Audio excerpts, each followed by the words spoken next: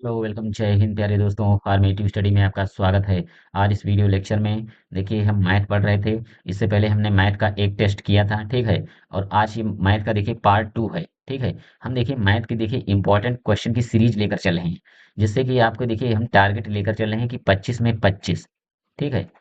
जैसे कि हम टारगेट लेकर चले हैं कि 25 में 25। अगर जिस हिसाब से हम तैयारी करवा रहे हैं, अगर आप इसी हिसाब से लगातार हमसे जुड़े रहे, तैयारी करते रहे, तो आपके देखिए हम 25 में 25 नंबर तो आपके कंफर्म आएंगे, ठीक है। क्योंकि देखिए हम सबसे पहले हमने क्या किया, पूरा सिलेबस हमने खत्म कर लिया है।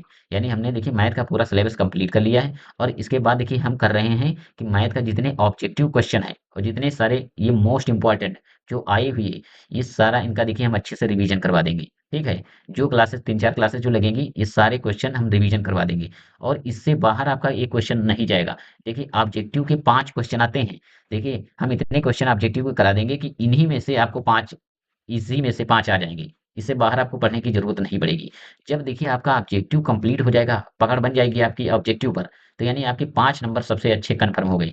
फिर इसके बाद हम देखिए अति लघुत्तरी क्वेश्चन पर आएंगे। अति लघुत्तरी और लघुत्तरी, इनकी भी अच्छे से तैयारी करवा देंगे। जैसे देखिए आपका एक भी डाउट नहीं रह जाएगा। जितना कॉन्सेप्ट है, साथ ही साथ कॉन्सेप्ट भी बताते चलेंगे, ठीक है, और सवाल भी करवाते चलेंगे। जैसे कि देखिए हमारा टारगेट है कि हर हमसे जुड़ने वाला, देखिए हर लड़का या लड़की 90 प्लस स्कोर तो हर सब्जेक्ट, ओवरऑल सब्जेक्ट आएंगे ही आएंगे। लेकिन मैथ का एक टारगेट है कि जो लोग मैथ से डरते हैं, उनका डर खत्म करेंगे। और उनको देखिए 25 में 25 मार्क्स दिलवाएंगे। बस आपको, जैसे हम बोल रहे हैं, बस डेली इसी प्रकार आप क्लास लेते रहिए।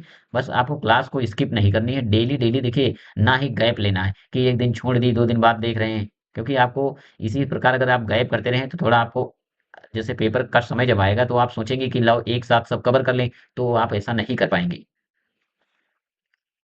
तो देखिए एक मेरा मैसेज है, जितनी भी गर्ल्स हैं, ठीक है, उनको देखिए थोड़ा डबल मेहनत करनी पड़ेगी।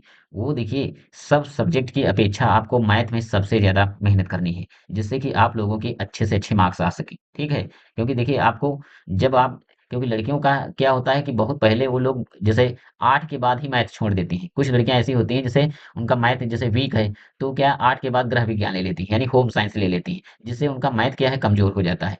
जिस वजह से यहाँ पर क्या, वो हाई स्कूल में तो मैथ उन्होंने पढ़ा नहीं, बस 8 तक पढ़ा किसी तरह। तो आगे चलकर यहाँ जैसे डीएलएड आप कर रहे हैं, तो डीएलएड में सारी सब्जेक्ट आपको पढ़नी है। तो सबसे ज्यादा देखिए हम आपको इसीलिए बोल रहे हैं कि आप जितने क्लासेस हो रही मैथ की, आपको मैथ की क्लास कोई भी स्किप नहीं करनी है, लगातार देखनी है, जिससे कि आपका देखिए मैथ अच्छा हो सके। और हम पूरी कोशिश करेंगे कि देखिए आपको अच्छे से अच्छे नंबर दिलवाए जाएं और आपका बैक ना लगे, ठीक है। जैसा कि हम टारगेट भी लेकर चल रहे हैं कि आप 25 में 25 आपके भी नंबर आएंगे। अगर जिस हिसाब से हम चल रहे हैं, उसी हिसाब से आप तैयारी करते रहें। आपको कहीं इधर-उधर पढ़ने की ज़रूरत नहीं है, ना इधर-उधर भटकने की ज़रूरत है। बस आप हमसे जुड़े हैं, बस इतना ही काफ़ी है। अब हमारी ज़िम्मेदारी है कि हमें आपको सारे सब्जेक्ट भी कंप्लीट हम करवाएँगे और आपकी तैयारी भी अच्छे से अच्छी करवाएँगे, जिससे कि आपके नंबर 90 प्लस आ सकें, ठीक है? देखिए पहला सवाल है, एक मनुष्य अपनी आय का 3/4 भाग व्यय करता है। व्यय का मतलब होता है खर्च, ठीक है? यानी खर्चा कर रहा है। तो उसकी बचत प्रतिशत में होगी। यानी हमें देखिए सबसे पहले निकालना है उसकी बचत कितनी है। फिर जब बचत आएगी तभी तो हम निकाल पाएंगे कि प्रतिशत बचत कितनी है। तो देखिए अगर इस प्रकार का कोई भी सवाल है जिसमें भिन्न में दिया है और कह रहा है कि व्यय इतना है यानी खर्चा इतना है, तो आय बताइए या बचत बताइए। तो आपको इस प्रकार के सवाल में केवल बचत सीधे, सॉरी, आय आपको माननी है एक। आय कितना माननी है, एक। तो हम देखिए आय जब मान लेंगे कि आय कितना है, आय है 1 रुपया, ठीक है। तब अब हमें देखिए, और उसका व्यय यानी उसका खर्चा कितना है, 3/4। तो देखिए आय से आप घटा दीजिए, यानी बचत तभी तो निकल आएगी। देखिए बचत बराबर, बचत कैसे निकलेगी, तो आय माइनस खर्च या बचत व्यय, इसे हम क्या कहते हैं, व्यय, ठीक है। यानी बचत कैसे हमें पता चलेगी जी, अगर आपको टोटल आय पता चल जाए और आय से आप खर्चा घटा दीजिए, तब हमें पता चल जाएगा कि हम कितने रुपए बचा रहे हैं। तो देखिए आय कितनी हमने मानी, 1 रुपये। एक में से खर्चा कितना है, 3/4। 3/4 देखिए हल कीजिए, तो 4 करना 4, यानी 4 करना 4 माइनस 3/4 बराबर 1/4। यानी बचत कितनी हो गई है, बचत आ गई 1/4। लेकिन हमें ये आंसर नहीं चाहिए, हमें चाहिए प्रतिशत में बचत कितनी हुई। तो देखिए प्रतिशत में बचत हम निकालते हैं। देखिए जब भी भिन्न दिया हो उसको प्रतिशत में चेंज करना हो, तो 100 से गुणा करते हैं, ठीक है। तो 4 करना 4, ये ऊपर हो जाएगा 25, यानी 25%। कौन सा आंसर है? बी ऑप्शन, यानी बा वाला ऑप्शन सही है। 25%। यानी जब भी भिन्न वाला सवाल दिया हो और चाहे जितने खर्चे दिए हों, आपको जब भी बचत निकालनी है या व्यय निकालना है, बस आपको सीधे आय 1 रुपया मान लेनी है। आय कितना मानना है? 1। बस। अगला देखिए, लिखा है 0.64 यानी 0.64 यानी 0.64 को भाग करना है 0.8 से। तो देखिए 0.64 बटे 0.8। देखिए यहाँ पर हमें क्या करना, अगर देखिए इस प्रकार होता कि 6.4 बटे 0.8, तो देखिए एक संख्या बाद दशमलव यहाँ था, एक संख्या बाद दशमलव ये था। ठीक है, तो ये दोनों कट जाते, यानी दशमलव कट जाता और सीधे हम 8 करना 8, 8 अठाई 64 कर देते। लेकिन यहाँ पर दो अंकों बाद दशमलव है, यानी दशमलव से पहले के बाद कितने अंक हैं? दो। और यहाँ दशमलव के बाद एक अंक है। तो देखिए ये दशमलव, देखिए ये दशमलव जैसे हम हटाएंगे तो नीचे देखिए दो जीरो लगा देंगे। दो जीरो हमने लगाया। ठीक। और देखिए ये नीचे वाला जब दशमलव हटाएंगे, क्योंकि दशमलव के बाद एक अंक है, तो एक जीरो ऊपर लगा देंगे। ठीक है। आप देखिए इसको सॉल्व कर लीजिए। तो इस जीरो से ये जीरो कट जाएगा। देखिए और 8 से काटिए। 8 अठाई 64 और 8 दहम 80। यानी कितना आ रहा है? देखिए कितना आया? ये आ रहा है 8/10। और जब भी नीचे देखिए 10 है, 100 है, 1000 है, अगर भाग करना है तो बहुत आसान है। यानी एक जीरो है तो 8 के बाद एक दशमलव लगा दीजिए। ठीक है, 8 के बाद दशमलव आप लगा दीजिए एक संख्या बाद। यानी ये आ जाएगा 0.8। ये होगा आपका आंसर। कौन सा है? C option. यानी देखिए हमें 10 से जब भाग करना है तो एक अंक बाद दशमलव लग जाएगा। इसी प्रकार इधर देख लीजिए, अगर जैसे होता 8/100, ठीक है 100 होता, तो देखिए नीचे दो जीरो हैं, तो 8 के बाद दो अंकों बाद तो एक ही अंक है, तो एक अंक को हम जीरो और मान लेते हैं। आगे देखिए 8 और एक जीरो और फिर दशमलव लगा देते। ठीक है, इस प्रकार दशमलव लगता है। फिर अगला देखिए, जैसे अगर लिखा होता है 243 और कहता कि 1000 से भाग कीजिए, तो देखिए तीन जीरो हैं, तो देखिए तीन अंकों के बाद दशमलव इस साइड से आप गिनेंगे, देखिए एक दो तीन, तो यहाँ पर दशमलव लग जाता, यानी 2.243, ये आपका आंसर हो जाता है। ठीक है, चलिए अगले सवाल पर चलते हैं। अगला सवाल है 2.4 गुणे 0.5 का मान है। देखिए गुणा करना है, तो यानी 2.4 गुणा करना है 0.5 से। तो कीजिए गुणा। देखिए यहाँ जब दशमलव हो तो आप दशमलव गुणा करते में दशमलव भूल जाइए। ठीक है, दशमलव को हम गुणा करते वक्त आप भूल जाइए, बस डायरेक्ट आपको ऐसे गुणा करना है। 24 को 5 से गुणा कीजिए। ठीक है, 5 चक्कू 20, 5 दूनी 10, 2 12। अब देखिए यहाँ पर दशमलव कितने अंक बाद है? यहाँ पर देखिए दशमलव एक अंक के बाद है और यहाँ पर भी एक अंक के बाद है। तो देखिए टोटल अंक कितने हुए? दो। तो जब इस सवाल को आप लास्ट में गुणा कीजिए, यानी दो संख्याओं बाद या दो अंकों के बाद दशमलव है, तो इसमें दो अंकों के बाद आप दशमलव लगा दीजिए। तो ये देखिए एक और ये वाला दो, यानी आंसर हो जाएगा 1.20। ये होगा। ठीक है, कौन सा है? B option, 1.20। अगला सवाल देखिए। देखिए अगला सवाल है दो सही 1/5 तथा चार तथा एक सही 1/4 का गुणनफल होगा। तो देखिए गुणा करना है, दो सही 1/5 को गुणा करना है एक सही 1/4 से। बहुत ही आसान है। देखिए मिश्रित भिन्न में है, इसको हम साधारण भिन्न में बदलेंगे पहले। तो 5 दूनी 10 और एक 11, तो 11/5 हो जाएगा गुणा। चार एकन्ना चार एक पाँच, 5/4। देखिए इस 5 से इस 5 ये 5 कट जाएगा। ठीक है, क्योंकि गुणा में देखिए हम ऊपर नीचे काट सकते हैं, लेकिन जोड़ घटाना होता तो नहीं कटता। ठीक है, अब देखिए कितना बचा? 11/4। तो क्या देखिए कोई 11/4 आंसर है? नहीं है। आंसर दिया है भिन्न में, सॉरी मिश्रित भिन्न में, तो हमें आंसर मिश्रित भिन्न में चाहिए। तो देखिए इस 11 को हम 4 से जब भाग करेंगे, तो 4 दूनी 8, 4 दूनी 8 कितना हुआ? 3। तो देखिए जब मिश्रित भिन्न में चेंज कैसे किया जाता? तो देखिए नीचे जो 4 है हर में तो 4 रहेगा यहाँ पर। और देखिए जो शेषफल आता है वो हम अंश में लिख देते हैं और जो भागफल आता है वो सही में लिख देते हैं। यानी दो सही 3/4। देखिए कोई आंसर है? तो ए ऑप्शन है, दो सही 3/4। अगला सवाल देखते हैं। देखिए पांचवा सवाल है 24 80 का कितने प्रतिशत होगा? ये मोस्ट इंपॉर्टेंट क्वेश्चन है। इसमें बहुत ज्यादा चांस होता है कि गलती बहुत ज्यादा लोग करते हैं। तो देखिए गलती यहाँ पर भले ही हो जाए, लेकिन आपको एग्जाम में गलती नहीं करनी है। तो पहले ही यहाँ पर आप समझ लीजिए अच्छे से। जब भी कहे कि 24 लगा है, देखिए यहाँ कामा, 80 का कितने प्रतिशत है? तो आप करेंगे क्या? देखिए, ऊपर अंश में लिखिए 24 और जो बाद में लिखा है कामा के बाद 80, तो 80 को आपको लिखना है बटे में। फिर देखिए, प्रतिशत में चेंज करना है ना, तो आप गुणे में लिख दीजिए 100। जब भी हम प्रतिशत में भिन्न को चेंज करते हैं, तो 100 से गुणा करते हैं। देखिए, काटिए, इस जीरो से ये जीरो कट जाएगा। देखिए, 8 करना 8 और 8 त्रिक 24, यानी हो जाएगा देखिए 10 होतियाँ 30, 30% आएगा। कौन सा ऑप्शन है? तो बी ऑप्शन है, 30%। और देख लीजिए, अगर इसी से मिलता जुलता थोड़ी सी हमने कहा था कि अगर आप चैप्टर वाइज क्लासेस देख रहे होंगे तो आपको सारा कुछ ही पता होगा। ठीक है, अगर नहीं देख रहे हैं फिर भी हम आपको बताए दे रहे हैं। ठीक है, लेकिन आप एक बार चैप्टर वाइज सारी क्लासेस देख जरूर लीजिए। देखिए, अगर कह दे कि 24 का 80%, तब देखिए आंसर क्या होगा? तब आप ये ऐसे नहीं लगाएंगे। देखिए, 24 का मतलब गुणा 80%। 80 देखिए, प्रतिशत हटाएंगे तो बटे में आ जाएगा 100। ठीक है, जैसे प्रतिशत हटाएंगे तो बटे में आएगा 100। अब काटिए, इस जीरो से ये जीरो कट गया। देखिए, दो से काटिए, दो पंचे 10 और दो चौके 8। 24 चाकू देखिए, 4 चौको 16 यानी 96 हो जाएगा और बटे 5। अब इसको भाग कीजिए, तो 5 करना 5, देखिए 5 करना 5 हो जाएगा। ठीक है, ये बचा 4 और 5 नवा 45, दशमलव लगाइए और 5 दूनी 10, यानी 19.2% आएगा। देखिए, यहाँ पर आंसर और था, यहाँ पर आंसर और था। क्यों? क्योंकि देखिए यहाँ कुछ और कर रहा है सवाल में। देखिए यहाँ कह रहा है 24 80 का कितने प्रतिशत है, लेकिन यहाँ कह रहा है 24 का 80% कितना है।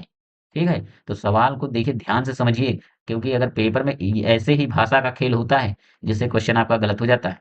ठीक है, यहाँ देखिए आराम से समझ लीजिए जिससे कि आपको एग्जाम में किसी भी प्रकार की प्रॉब्लम ना हो।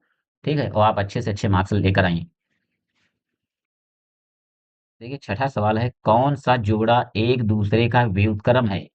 व्युत्क्रम मतलब उल्टा। तो देखिए, पहला ए ऑप्शन, 1/3 क्या 3/9 का व्युत्क्रम है? तो ये नहीं है। क्यों? देखिए, ये तो एक ही बात लिखी है। 3/9 यानी 3 करना 3 त्रिका 9, ये तो दोनों एक ही लिखे हैं, तो ये वाला ऑप्शन नहीं होगा। दूसरा देखिए, 1/5 कामा 5/10, ये भी देखिए सेम टू सेम वही लिखा है। 5 करना और 5 दूनी, यानी ये उल्टा नहीं है, 1/5 है और ये 1/2 है, तो यानी बी ऑप्शन भी नहीं है। सी ऑप्शन देखिए ये है, 5/6 है और कामा देखिए 6/5, यानी ये व्युत्क्रम है। यानी 5/6 का अगर कहा जाए व्युत्क्रम, तो देखिए 6/5 उल्टा कर दीजिए, तो ये वाला ऑप्शन है, यानी सी ऑप्शन। अगला सवाल है, किस संख्या में 5 का स्थानीय मान सबसे अधिक है?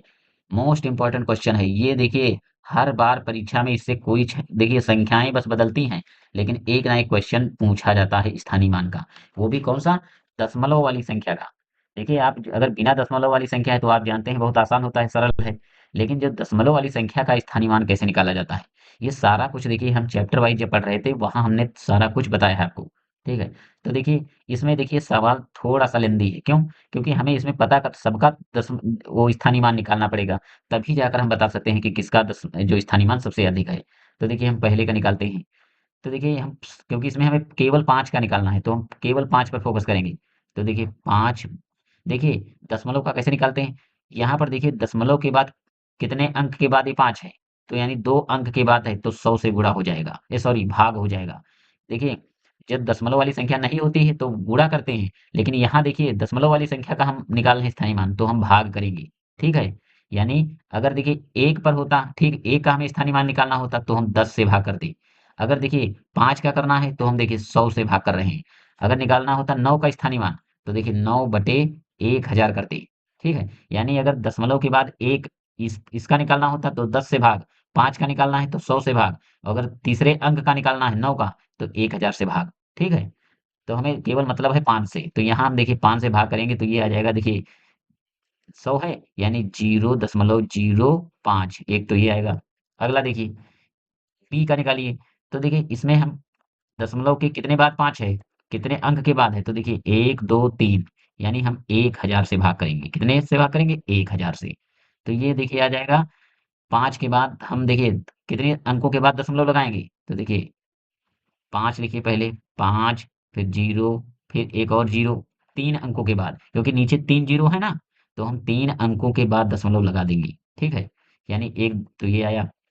तीसरा देखिए, सी ऑप्शन, यहाँ पर देखिए 5 का निकालिए, तो 5 देखिए दशमलव के 1 अंक बाद है तो हम 10 से भाग करेंगे।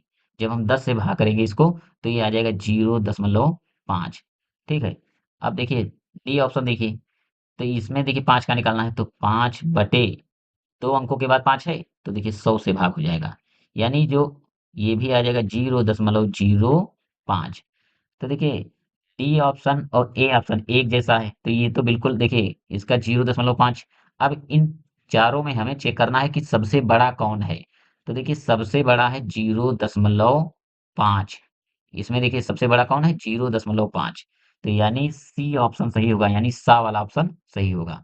ये सवाल देखिए कई बार पूछा जा चुका है। थोड़ा सा हो सकता है कि आप आपके सवाल जैसे पेपर में सवाल आ रहा हो तो इसके में एक दो संख्या इधर उधर कर देगा, ठीक, अंक बदलेंगे बस, लेकिन ये जो मेथड हमने बताया यही रहेगा। ठीक है।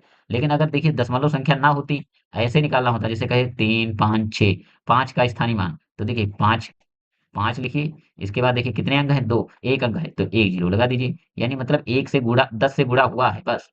ठीक है। अगर कितने अंक हैं 2 तो यानी 100 से गुणा कर देते हैं, तभी तो आता है 300 और ये आएगा 50। ठीक है।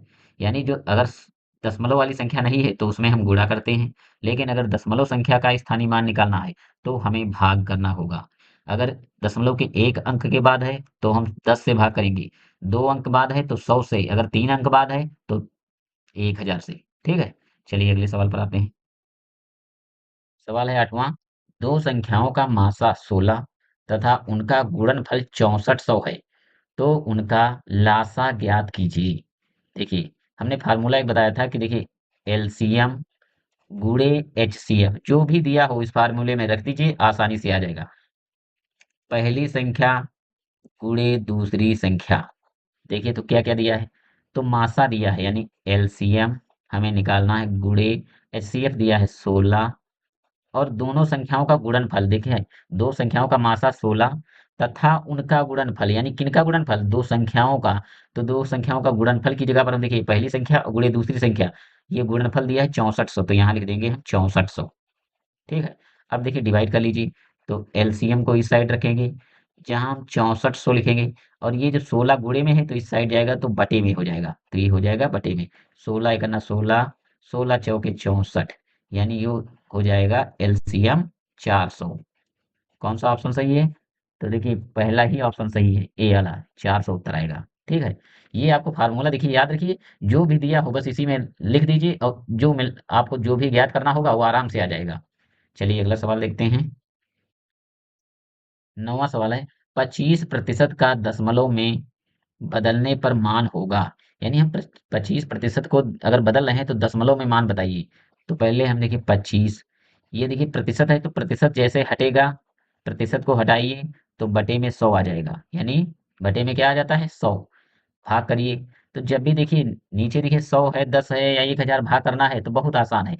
नीचे देखिए जीरो, दो जीरो हैं तो दो अंकों के बाद दशमलव लगा दीजिए, तो ये हो जाएगा। देखिए हमने 25 लिखा, दो अंकों के बाद तो एक दो और यहाँ पर दशमलव, यानी देखिए कौन सा, बी ऑप्शन 0.25, कौन सा है 0.25, यही आपका आंसर होगा।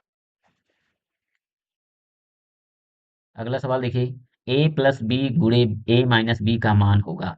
तो देखिए एक फार्मूला है, ए स्क्वायर माइनस बी स्क्वायर बराबर होता है ए प्लस बी एक ब्रैकेट में, और एक ब्रैकेट में होता है ए माइनस बी। तो देख लीजिए वही लिखा है, यानी ये आपको दिया है ये वाला, और ये निकालना है, तो देखिए कौन सा है, बी ऑप्शन। अगर देखिए अगर आप ये फार्मूला याद नहीं है फिर भी आप आंसर कैसे लेकर आएंगे, तो देखिए पहले हमें गुणा करना होगा, ए प्लस बी आप लिखिए एक ब्रैकेट में, और एक ब्रैकेट में लिखिए ए माइनस बी। तो देखिए ए को आप ए से गुणा कीजिए तो ये हो जाएगा ए स्क्वायर, फिर ए को आप इससे गुणा कीजिए तो देखिए माइनस ए बी हो जाएगा।